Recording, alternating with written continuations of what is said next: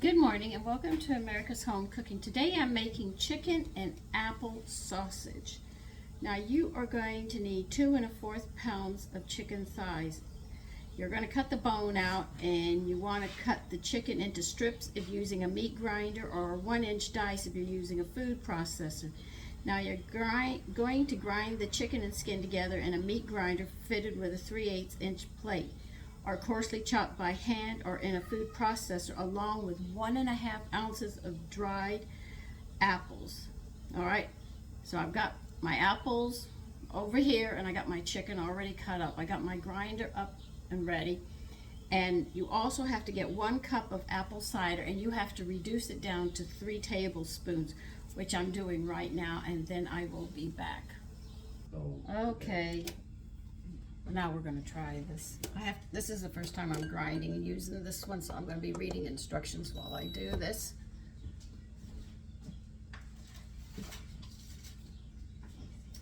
Where in the name of God? Okay. It says press the power button.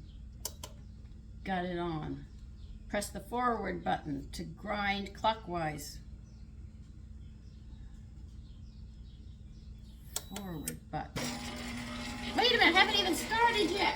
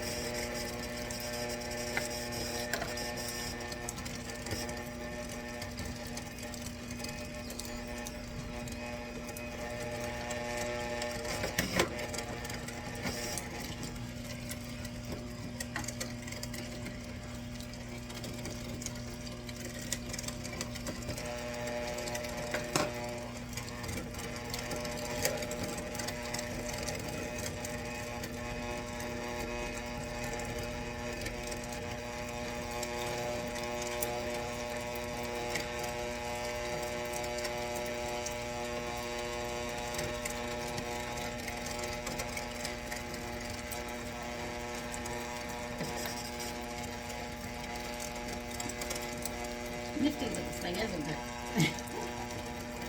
I'll show you. Let me tilt you down some. There it is. This is my plus machine grinding. It also graters cheese.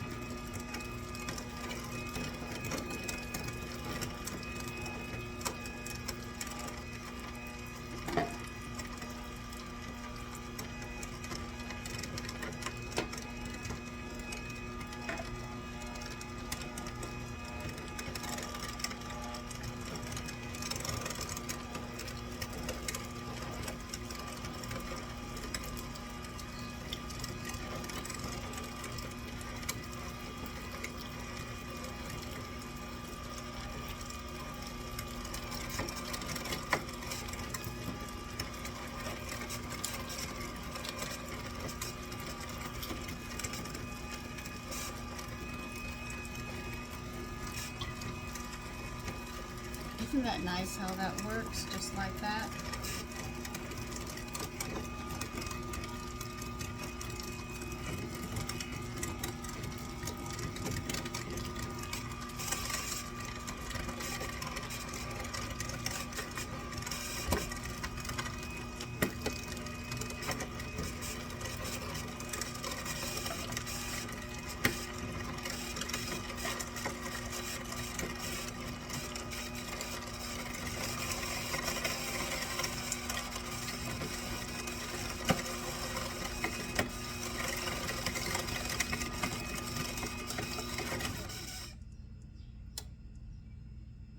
Okay, let me just finish grinding. Let's grind and get it out.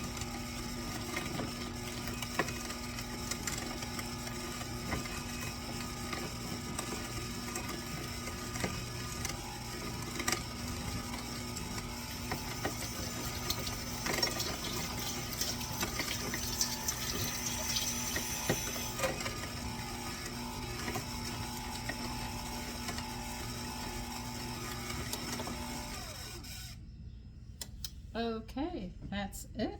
Wasn't that easy?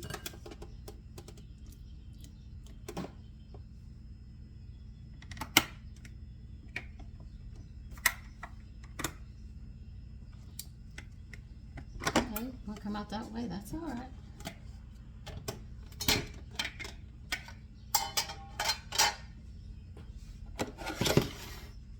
So that pasta machine is handy in the fact that it does that. Now, I'll put this up and we'll move to the next part. Okay, I got my book here, so I'm going to be moving you around, picking you up so you can see a little better. I'll tilt you down. Yeah, you can see my book. I reduced 1 cup of apple cider. You're going to add it in. You reduce it down to 2 to 3 tablespoons. And now we're going to add the seasonings. We need 1/8 a teaspoon of ground ginger. So I'll be going back and forth.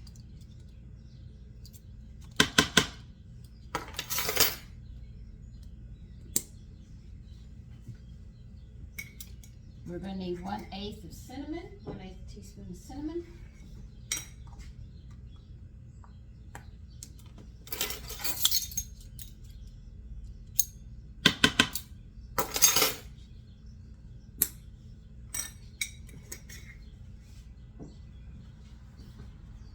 We need 1/2 teaspoon of thyme.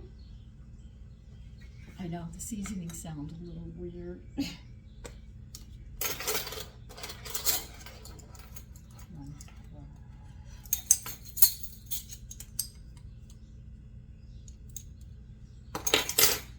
And we're going to need 1 teaspoon of dried sage.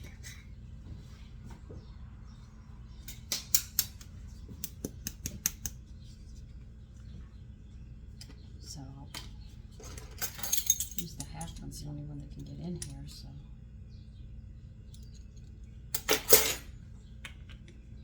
we need a teaspoon of black pepper.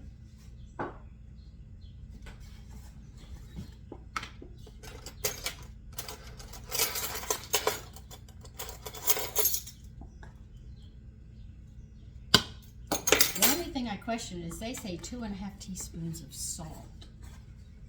So I'm going to use, we're having kelp flour, my kelp mixture, which I think is about a teaspoon. Yeah, that's 1 teaspoon.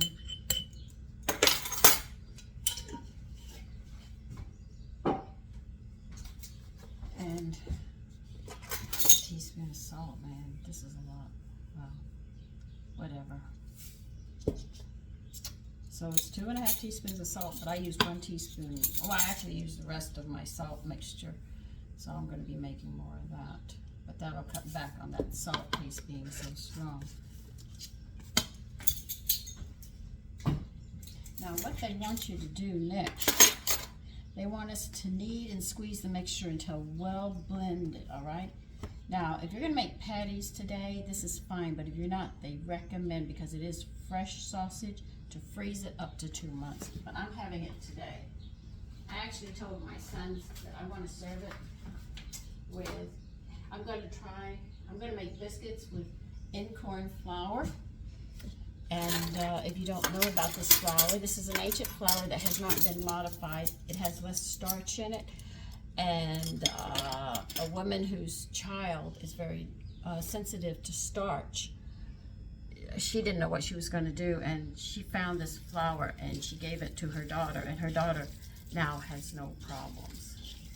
So I'm very interested in trying it, you know. So if you haven't heard of it and you want to try it, you can. We have to treat it a little different, but I'm going to make biscuits with it, so I'm going to just treat it like regular.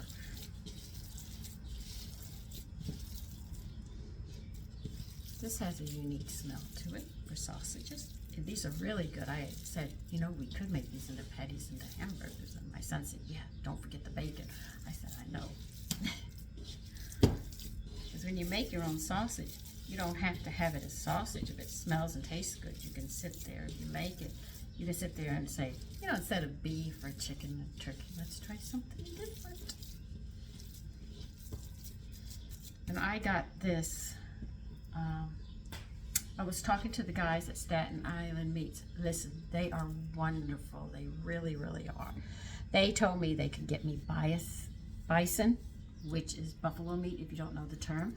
They can get me venison, which is deer meat. And I went, you can do what?